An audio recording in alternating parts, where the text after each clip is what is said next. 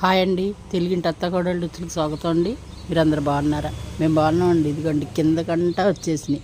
మా బొడ్డోడు అందేసుకుంటున్నాడండి కాయలు.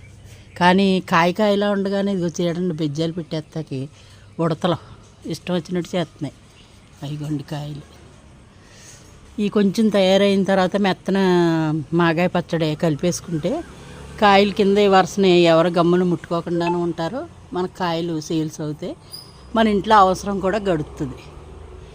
ఇదిగోండి పూత పిండి కాయ అలా ఉంటుందండి. ఇక ఈ కొంచెం ఎదిగినాయా, ఇక ఇక్కడ పూత ఉందండి, అవి అక్కడ పిండి ఉంది చూసారా, ఆ టైప్లో కాస్తుందండి మా తల్లి. నిజంగా మామిడి చెట్టు అంటే తీరదనమాట. పైన ఇగో ఇంకా పెద్ద పెద్ద కాయలు కూడా ఉన్నాయి.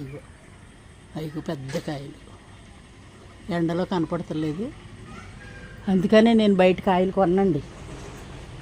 ఎవరైనా ఎత్తే 2-3 కాయలు తీసుకోవటం చేసుకోవటం